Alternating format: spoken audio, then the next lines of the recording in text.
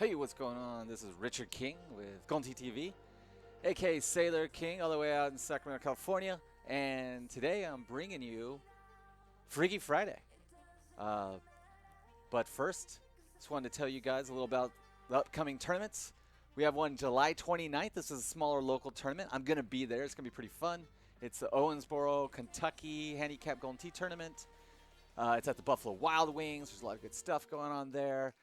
That is going to be followed up by the Indy Tournament, which is actually August 3rd through the 6th. I just noticed that. I'll have to change that. And that is going to be a major, major event. You can get there with Facebook, sign up, tell us you're going. I'm going to be there. And there's going to be some cool giveaways and stuff that should be shown by Saturday. I think they're going to take some pictures and send them to me so I can show you guys. But anyway, then follow that is obviously the awesome Power Events Golden Tee Tournament, the Queen City Classic in Cincinnati, Ohio. You can check out everything there by going to events.golden.tv. That keeps all the tournaments. The dates are coming up, both big and small. If yours isn't on there and you want to be, just send me an email. You read it all out there, events@golden.tv. But go there. Also go to Facebook and check out Golden Tee TV and subscribe. That way you'll always be notified when it is time to watch some tea. So without further ado, let's get into it. So this was pre-recorded, and this Freaky Friday was the brainchild of Dave Rhoades. And Dave Rhoades is the 2018 Design a Hole winner. And the concept, or the theme, if you call it that, is the ABCs and the 1, 2, 3s of Golden Tee. He just basically laid out every single Golden Tee course and laid them out alphabetically and took the one that started with A and took its hole 1, B, its hole 2, and so forth. Fun little fact, there are only 19 unique courses that lay out alphabetically. So he had to ditch one, and it was Kangaroo. I asked him why, and he said it just didn't line up with the flow of the course. So there you have it. Anyway, so if you hate this, it's all his fault, but you'll probably love it. I started off hating it, and then I slowly enjoyed it, and now I can't wait to go back to make up for what I'm about to show you guys right now. All the tips, tricks, everything you see, GoldenTeeFan.com. There really is no tips or tricks. This is not a map. This is basically an everyman, someone like me, just playing this course almost like how it should be played or how it was thought to be designed to be played. And there was only 2 courses or 2 holes that I had troubles with at the time of the recording. I since then have no problem with them. I'm going to go back. But I really think this is a GT par of a 29 under. Yeah, and the reason why I have a 29.5 on there is because there's one hole that I'm not 100% sure on, and that is hole 6. And when we get there, we'll talk a little bit about it. But other than that, these are pretty straightforward. This one I've holed one a few times now. I've played it a total of 4 times. And, yes, I must have missed that like all 4 times, that stupid putt, when I wasn't putting it in the hole, right? So for me, that one was just a nice little 5. I flick it in there, and I aim a little high, and it just trickles right in there. What I'm using to record at the bar is just a VariMedia 2. It's a portable device. I highly recommend it. It fits in your pocket. It records all the way up to 10, 80, 60 frames. It replaces their older one, which was much more portable. I mean, this is the way it was. It was just fit in your hand better. But that one only did up to 720, so or 60 frames, or only did up to 30 frames a second, 1080p. So here it is. Okay, so this hole right here. So this one on Falcon Sands. When you go to GoldenTeeFan.com, again, check it out if you've never been there. Keep going there. Support. That's Eric Nelson's site. He's done a fantastic job. I go there all the time, and it works wonders when it comes in terms of like Freaky Friday and going to some of these classic courses. But anyway, so this is set up, and what it's kind of geared for is just to smack it right there. You can kind of see to the left, hit the structure, and then trickle down. The 3 times I've tried it after this recording, I killed it, and it would hit, and it still wouldn't trickle down. So this is the one that I'm saying is not normally a eagle hole, so therefore it'd make it a 29 GT par instead of a 30. But I believe Lemonades, when he did it, and he used arrows the balls on that strike there for 414 yards with a nice win. I'm imagining it was probably like a 10 inlet or something. But no, I clipped that tree and I just went and I got my par. But like I said, this is not a map. You're not going to see a bunch of fulls. Basically, I'm showing you just how you could play it for a nice, like really comfortable 27-28. Obviously, 29 and 30 is what you want to go for. This is another hole one. I've hole one this one, my second time going over it. And there's 2 more. So right now, this one, I used to hate this hole. I'd always mess it up, overhit it, whatnot.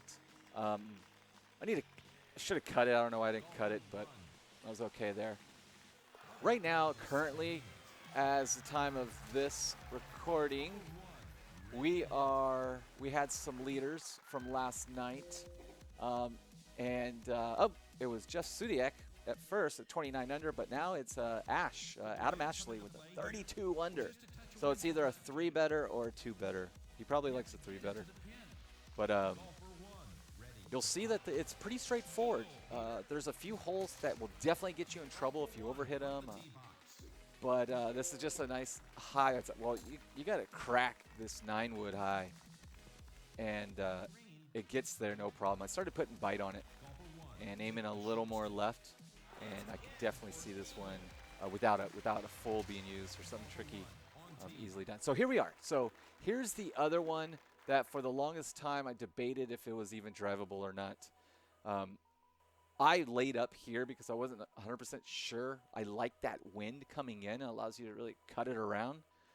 So I kind of looked on, again, GoldenTFan.com, found Tony Johnson's hole-in-one on this one from way back in the day. And it's a high T3 wood that he used. And I used it. I couldn't get there. My very last time, I just barely got on the green. I'm not the best striker in the world, so it's definitely reachable. So I considered it a eagle hole, and that's where the 30 or the 29 came into play. But just hole 6 and hole 11 are the only like really tough ones, in my opinion, to get there in 2-1. This is one that can get you in trouble if you go too far because it loves to just stick towards the wall. So you kind of got to like hit out again and then come back. So just make sure you land this on the green. I've been using a 5 hybrid on this. I think I'm literally getting like a beer or something like right now. That's why. That's there. I'm sorry, 5 iron. And I got rid of the power on it so that I could use bite and it wouldn't hold it up so much. And I've come close to hole-in-one this a few times just with a nice solid palm dead straight. So another easy one. You could probably get a little tricky with a cut or not, but again, I'm an everyman, so that's kind of what I'm showing you right now.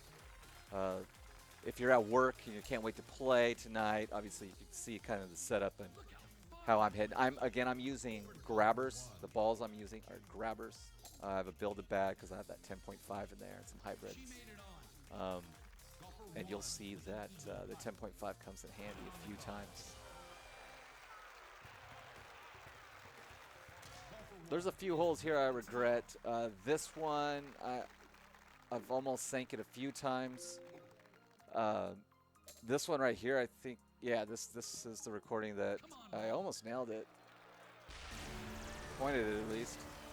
But don't overhit that. It's a medium 3-wood.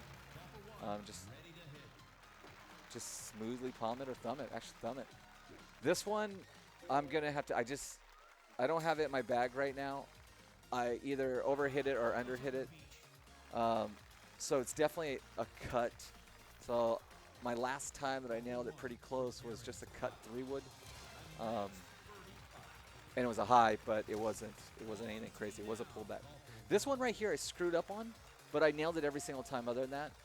It's just a nice through solid, don't crush it, but it's a 6-wood and naked, or I mean backspin, no high tee or anything.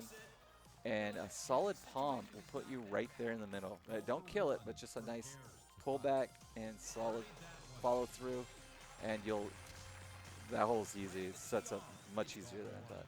This is another one I've already hole-in-one twice, so that's why I can't wait to go back to the bar, because I know I have like a 27 in me or a 28. I'm just not good enough to hold on to those 29s or those 30s. But it's just a thumb for me. It was a nice solid thumb, and it just trickles down. This one right here, I was a little upset about. It's a really difficult pin placement. And going to GoldenTeeFan.com, I saw this guy from California, so I picked him, but also because his setup, his look was really similar to ours. And I love the fact that he just said, screw it, I'm using the roof. He didn't say that. He just hit it horribly wrong. And it just worked out for him. But I've been laying up on this one. Attacking it with a 3 hybrid has been successful. But it's a little scary for me, so that's why I haven't done it. But anyway, that's it. That's Freaky Friday. Real quick, again, here's a stream schedule for the Indy Open. That's August 3 through 6. And upcoming tournaments right there.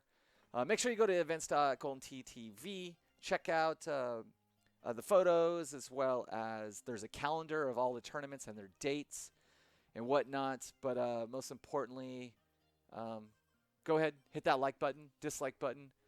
In the comments, go ahead and tell me, what do you think? Do you think it's a 29 or a 30?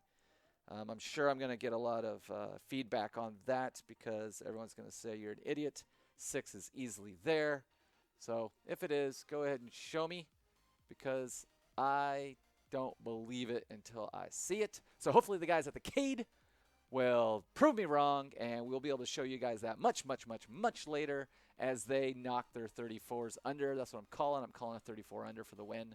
And I will check you guys out next time. Again, hit that like button, hit that subscribe button, hit that FU button.